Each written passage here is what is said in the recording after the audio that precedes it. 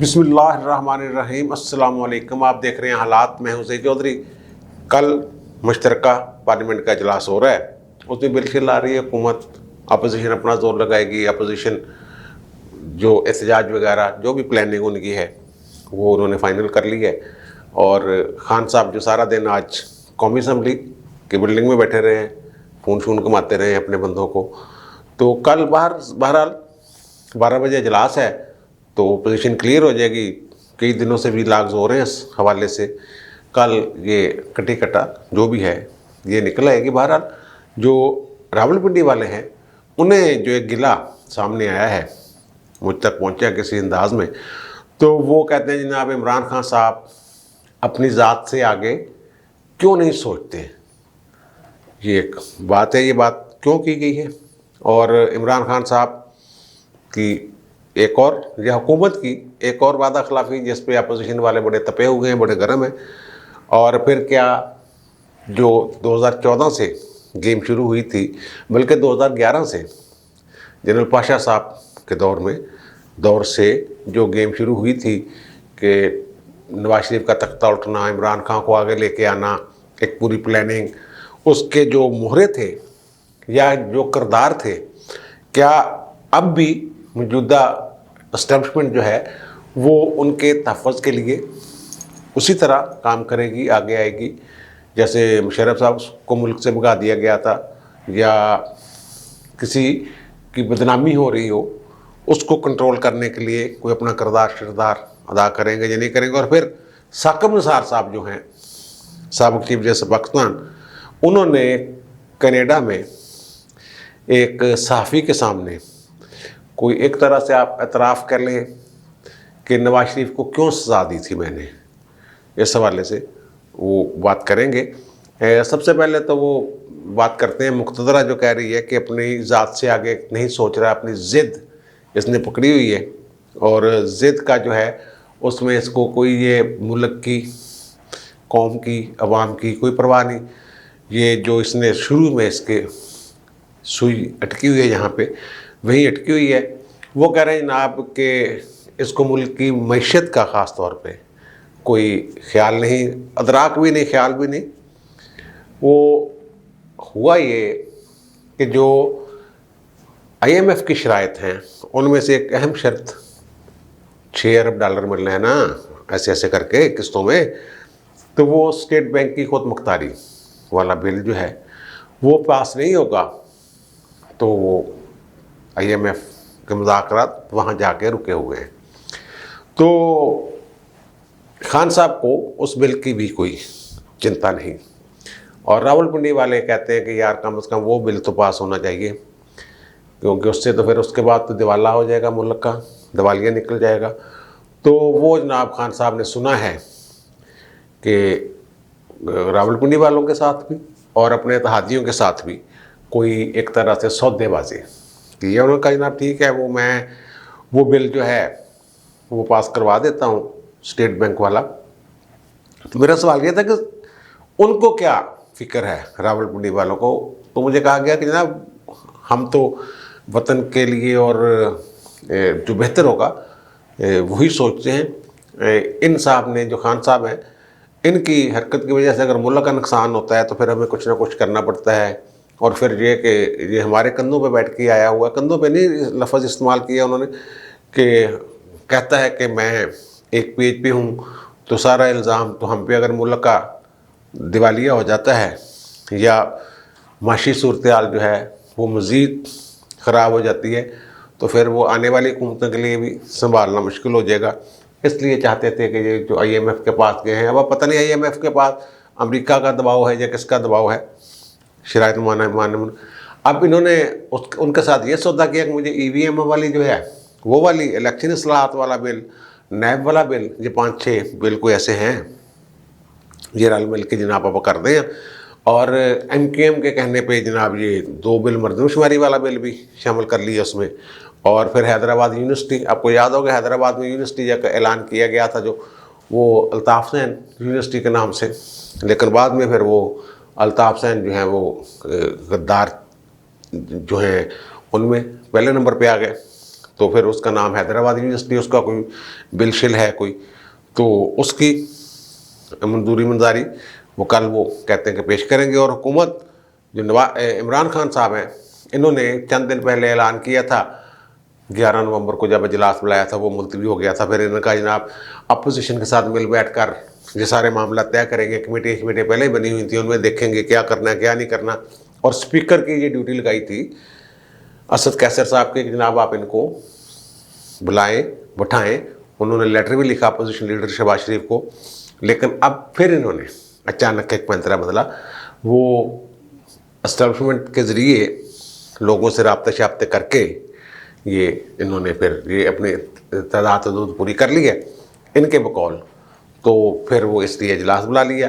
वो उन्होंने गिला किया है कौमी असम्बली के स्पीकर से, अपोजिशन वालों ने, राना सनाउल्लाह, खर्शीद शाह, शेरी रहमान और दीगर लोग गए थे, उन्होंने बुलाया था वहाँ। उन्होंने उनको शर्मिंदा वैसे किया कि जनाब ये आप देख लें, आप हमने पहले कहा था कि जो टर्म्स ऑफ रेफरेंस हैं वो TOR जो है वो पहले तहरीरी तौर पे तय होने चाहिए, फिर हम बैठ के बात करेंगे।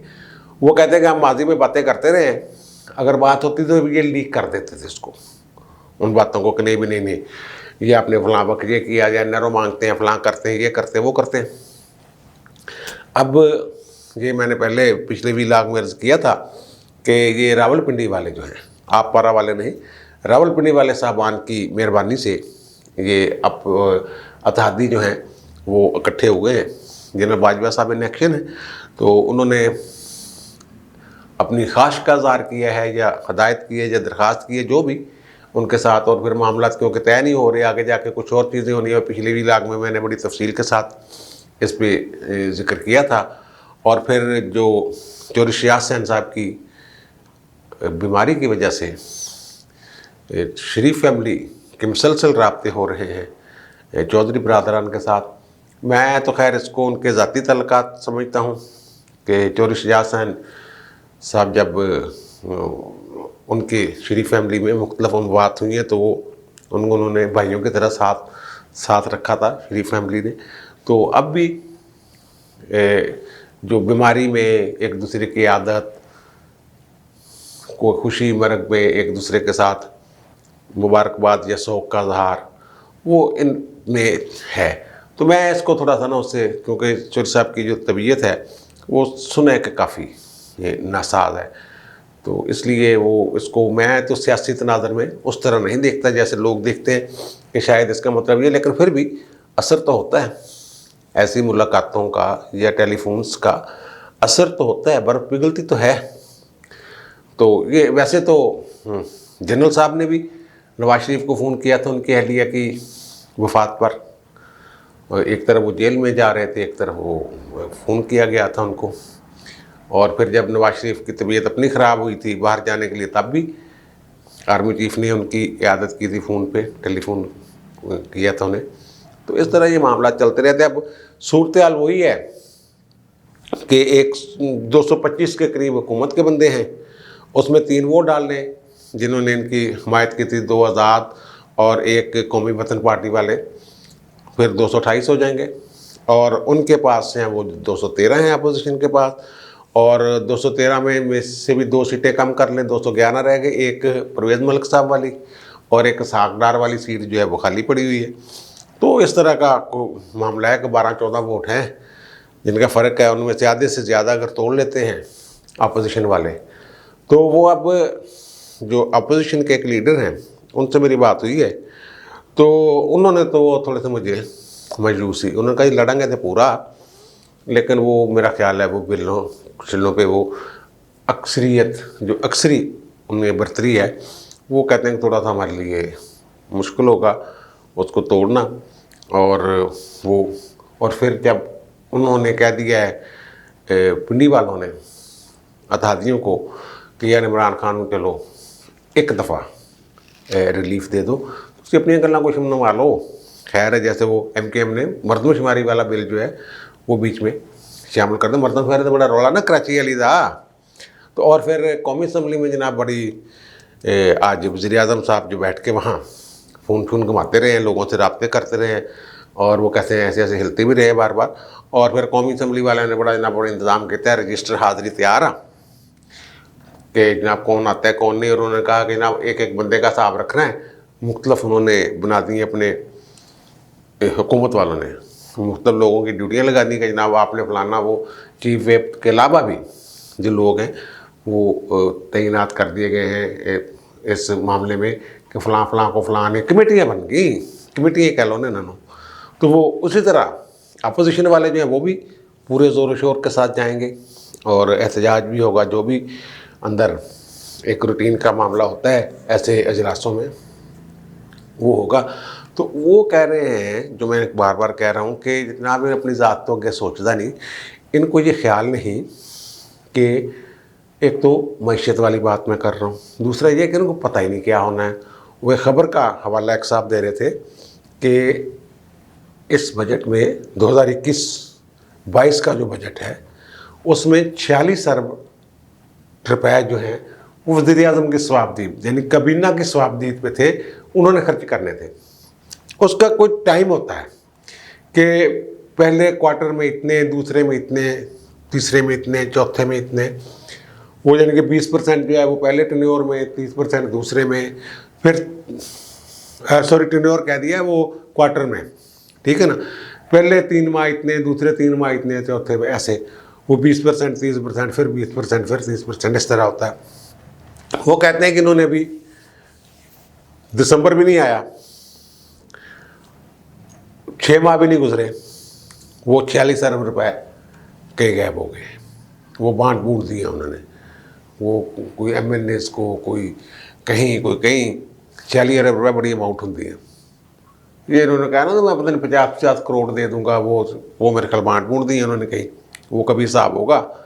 ज़ाहिर है वो ये सप्लीमेंट्री ग्रांट्स में निकलेगा जब बजट आएगा 2022 का, जब बजट पेश किया जाएगा 22-23 का, तो फिर ये ऐसी जो अमाउंट्स होंगी जिनका कोई हिसाब किताब नहीं है तो वो मंजूरी के लिए बजट सप्लीमेंट्री बजट में वो उसको मंजूर करवा लेंगे। और फिर एक बड़ी दूर की जो कौड़ी है एक साहब लाए हैं, उन्होंने कहा कि जनाब ये जो साकम निसार के ख़िलाफ़ एक बयान अल्फी सामने आया है जस्टिस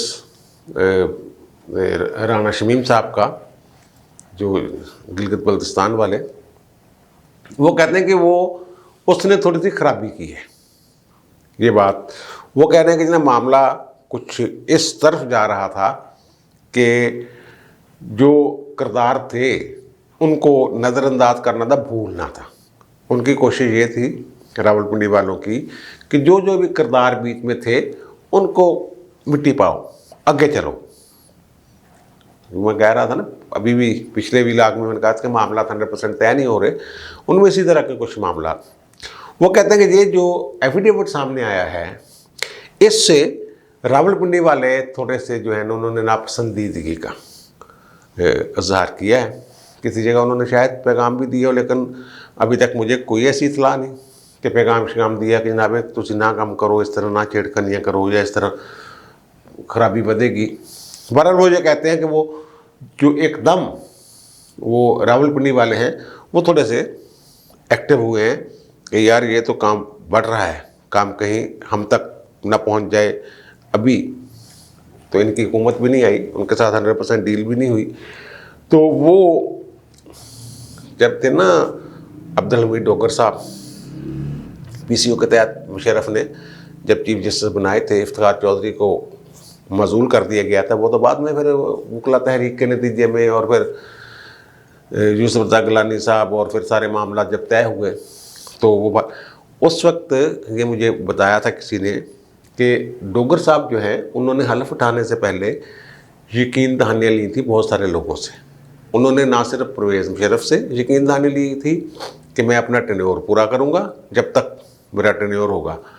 बीच में इस जो तहरीक वगैरह है या कोई आइनी सूरत हाल या पार्लियामेंट ये वो मैंने फिर जाना नहीं और मुझे होगा कुछ नहीं, मेरे खिलाफ कोई कार्रवाई वो आपने बजानी है। एक उन्होंने ये वादा किया था और फिर उन्होंने कहा जो आने वाले चीफ ऑफ आर्मी स्टाफ होंगे या उनसे पहले के भी उनके बाद वाले भी 3-4 जर्नैल, वो मुझे यकीन दहानी करवाएं, ये करवाएं। और फिर एक तीसरी यकीन दहानी उन्होंने, जो आने वाली हुकूमत थी, ख्याल ये था NRO वाला मामला हो गया हुआ था पीपल्स पार्टी के साथ, वो ये कहते हैं कि बेनज़ीर भुट्टो भी मुझे ये यकीन दहानी करवाएं कि मैं, वो जब इक़्तिदार में आएंगी तो मुझे कुछ नहीं होगा, मैं अपना टेन्योर पूरा करूँगा। 2009 मार्च की मेरे ख्याल 20-22 तारीख जो भी बनती थी, जब उनकी रिटायरमेंट की दिन तारीख थी, तो उस वक्त तक मैं काम करूँगा। आपको याद होगा कि बड़ी तहरीक चली वकला की, पहले ही कुछ जजेस को एक कानून के ज़रिए बहाल कर दिया गया कि अगर आप नया हल्फ उठा लें तो आपकी पुरानी सीनियरिटी भी बहाल कर दी जाएगी और आप कॉन्स्टिट्यूशन के तहत हल्फ उठाएं। ये पीपल्स पार्टी के दौर की बात है, जब साकिब निसार वगैरह ने हल्फ उठा लिया था जाके, असर के टाइम जिन्होंने कहा कि रोज़ा तोड़ा, ये वो लोग। और वैसे इन्होंने पूछ लिया था इफ्तिखार चौधरी से, उन्होंने कहा चुक लो, चुकना था फिर चलो तुम जाओगे तो कुछ बेहतरी हो जाएगी। लेकिन ये लोग वो थे, ख्वाजा आसफ सईद खोसा ये हो गया, अजमत सईद साहब हो गए, उमर बंदेहाल साहब हो गए, ये ऐसे लोग कुछ थे जिन्होंने हल्फ उठा लिया था पहले ही। लेकिन इफ्तिखार चौधरी ने हल्फ उठाने से इनकार कर दिया था। उनके साथ जजेस से रमदे साहब और दीगर के जजेस, उनका नहीं, असी हल्फ दोबारा नहीं चुकना। वो हमीद डोगर साहब के साथ जो कमिटमेंट्स थी मुख्तलिफ लोगों की, वो पूरी की गई थी। इफ्तिखार मोहम्मद चौधरी उस दिन बहाल हुए थे, उनकी तारीख बहाली की वो मुकर्रर की गई थी जिस दिन रिटायर हुए अब्दुल हमीद डोगर अपनी उम्र पूरी करके रिटायर।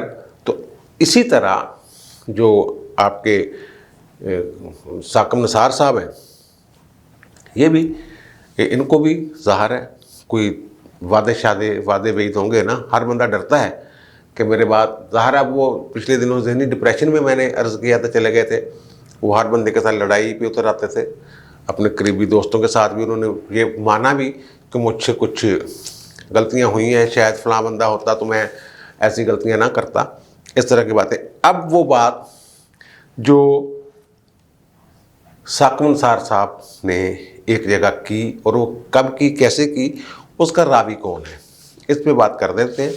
ये राना सहेल साहब हैं, हमारे कनाडा में एक दोस्त हैं, साफ़ी हैं, दिन न्यूज़ में होते थे और बड़ी देर कोर्ट रिपोर्टिंग की है, वहाँ भी अखबार निकालते हैं। तो वो कहते हैं कि जनाब ये 20 मार्च 2019 की बात है, तो वो एक जब ये रिटायर हुए ना ताज़ा साकिब निसार साहब, तो इनको लेके फिर रहे थे जनाब, पूरी दुनिया का टूर कर रहे हैं, मैं कनाडा जाऊंगा, बरतानिया जाऊंगा, फंड रेजिंग, वो डैम वाली, डैम बाबा बने ऐसे ना, तो मंजी डा के बैठ जाऊंगा मैं। तो वो जनाब वो कहते हैं कनाडा में, उनका ये कहना है कि जो हमारे दोस्त साफ़ी हैं राना सहेल का, वो कहते हैं कि जनाब सारा खर्चा जो था ना इनका बाहर सैर सपाटे का, वर्ल्ड टूर का, वो एक प्राइवेट कोई तंजीम है, उन्होंने ये किया था। वो खुद भी बीच में ज़ाहिर फंड रेजिंग के लिए इकट्ठा करते होंगे, डिनर शिनर रखते हैं जब, तो उसमें वो बड़ा भारी टिकट होता है कीमत का, तो वो ज़रा उसमें होते हैं। वो कहते हैं जनाब ये मॉन्ट्रियल बेस्ड एक ऑर्गेनाइजेशन है, IM पाकिस्तान मूवमेंट उसका नाम है। तो उन्होंने वो कहते हैं जनाब ये जो मैंने बताया 20 मार्च 2019 वाला, वो जनाब फंड रेजिंग के लिए इनको बुलाया हुआ था। इनके साथ थे जनाब फैसल जवेद साहब और फिरदौस आशिक अवान साहबा, और वहाँ पर इन्होंने पैसे इकट्ठे किए, इनकी अहलिया भी इनके साथ थी। उसके बाद कहते हैं कि एक ना फैमिली डिनर था, उसमें वो कहते हैं कि जो मेज़बान थे उन बंदों के नाम भी उन्होंने लिखे हैं, मुझे बताए हैं। उन्होंने कहा जी कारफ शेख साहब थे, वाजिद मलिक साहब थे, उनके साथ मेरा फैमिली ताल्लुक़ है। तो हम थोड़ी सी 2-4 फैमिलियाँ जो थीं वो उस डिनर में थीं, उसमें चीफ जस्टिस साहब अपनी अहलिया समेत वहाँ मौजूद थे, साकिब निसार साहब। तो वो कहते हैं कि मैं ज़ाहिर है कि 8-10-15 बंदों का वो गैदरिंग थी, तो मैं कोर्ट रिपोर्टर रहा हूँ, मेरी इस्लाम दवा शनासाई थी, तो मुझे उन्होंने उस टेबल पर बैठा दिया जहाँ साकिब निसार साहब तशरीफ़ फरमा थे। तो वो कहते हैं कि मैंने उन्हें कहा कि जनाब आपका तो बड़ा अच्छा ताल्लुक़ था शरीफ फैमिली के साथ, तो आपको जज भी उन्होंने बनवाया था, आपको सेक्रेटरी लॉ भी उन्होंने बनाया था नवाज शरीफ ने। तो फिर ये क्या मसला हुआ? कोई गलतफहमी हुई या कोई मजबूरी थी कि आप नवाज शरीफ के साथ पर्सनल हो गए और उन्हें बतौर मुल्ज़म जो उनका रिलीफ बनता था, हक बनता था रिलीफ का, वो भी नहीं दिया? इसकी कोई ख़ास वजह? अब वजह जो बयान की है साकिब निसार साहब ने, पहले तो वो कहते नहीं यार पर्सनल क्या होना था, मैं रिलीफ क्या देता। ये ज़रा अल्फाज पे गौर कीजिए, मैं रिलीफ क्या देता, वजह तो कोई ख़ास नहीं यार। मियाँ साहब ज़रा भी लचक नहीं दिखा रहे थे, मियाँ साहब ने ज़रा भी लचक नहीं दिखाई। ये वो साकिब निसार साहब कह रहे हैं राणा सहेल को, जो सहाफ़ी थे जो उनके साथ बैठे होते टेबल पे। वो कहते फिर वो ज़ाहिर है मेरे अंदर का वो सहाफ़ी जो है वो मर नहीं रहा था, तो मैंने दोबारा फिर खरीदने की कोशिश की। तो मैंने उन्हें कहा कि जनाब आप जो फरमा रहे हैं लचक नहीं दिखाई, तो लचक का मतलब वही है जरा असी समझते हैं या कोई और लचक का मतलब हो रहा? तो ज़ाहिर है वो लचक का मतलब ये है ना कि वो उनके सामने एस्टेब्लिशमेंट के सामने झुके नहीं। अगर झुक जाते तो मैं भी रिलीफ दे देता उनको, ये बात है ना। उनका नहीं छाड़ी जा रहे तो तू रोटी खा। वो कहता है जब मैंने बातें शातें और शुरू कर दी तो उन्होंने अपनी, उस वक्त तक डिनर भी ख़त्म हो गया था, उन्होंने अपनी अहलिया से कहा कि चलो जी चलिए देर बड़ी होगी, उठो निकलिए। वो कहता फिर मुझे उठते वक्त उन्होंने मेरे कंधे पे हाथ रखा और कंधे पे हाथ रख के मुझे कहा कि यार ये सारियाँ गल्लां ना ऑफ द रिकॉर्ड। तो वो कहते मैंने कहा कि ना वो ऑफ द रिकॉर्ड तो दो तरह की बातें होती हैं, या तो बंदा झूठ बोल रहा हो या फिर सच्चाई छुपा रहा हो दुनिया से, तो इनमें से कौन सी बात है? तो कहते वो ज़रा माइंड्स करके, वो साकिब निसार साहब का ये है मामला कि वो फौरी तौर पर ना गुस्से में आके थोड़ा सा डांट डूंट भी देते हैं। वो हमारे साथ कई दफ़ा ऐसा होता रहा कि फ़ोन किया तो पहले गुस्से में आ गए, बाद में फिर बेटा ये वो प्यार मोहब्बत से बातें। उनका ये जो उनको जानते हैं, फ़ोन पर राब्तों में रहते रहे हैं माजी में, वो पता है उनका वो एक ख़ास तरह का है। वो मालकान की भी धमकी दे देते हैं कि मैं जनाब उससे बात करूँगा, तू कौन है, फिर बाद में वो ठीक भी हो जाते हैं। ये राणा सहेल साहब की स्टोरी है। तो मैंने उन्हें पूछा कि जनाब भाई साहब जब ऑफ द रिकॉर्ड थी तो आप अच्छे सहाफ़ी, आपने क्यों? उन्होंने कहा जनाब उनते तो वड्डियां वड्डियां गल्लां मार्केट च आ गई हैं, ये तो छोटी जी गल आ जिस उन्हें कहा जी नवाज शरीफ ने लचक नहीं दिखाई, इस वास्ते वो मंजी ठोकती सी। ये सारी सूरत हाल है। तो अब मुझे दीजिए इजाज़त, टाइम बड़ा हो गया यार। कल बड़ा अहम दिन आ, 17 नूं मुश्तरका पार्लीमेंट का इजलास है दोनों ऐवानां का। देखिए की बनता की नहीं बनता। वो हुकूमत वाले पर उम्मीद हैं कि रावलपिंडी वालों ने यकीन दिलाया कि कोई गल नहीं, खैर है कितनी देर तक अपने वास्ते करेगा, मुल्क वास्ते भी कभी करना पएगा, ये नहीं करेगा तो असीं तो मुल्क वास्ते करना ही करना जो भी करना है। और दिन थोड़े ने, ये मैं फिर कह रहा, खान साहब जो मर्जी कर लें, दिन थोड़े ने। अब मुझे दीजिए इजाज़त, इंशाल्लाह दोबारा मुलाकात होगी नए व्लॉग के साथ। अल्लाह हाफ़िज़।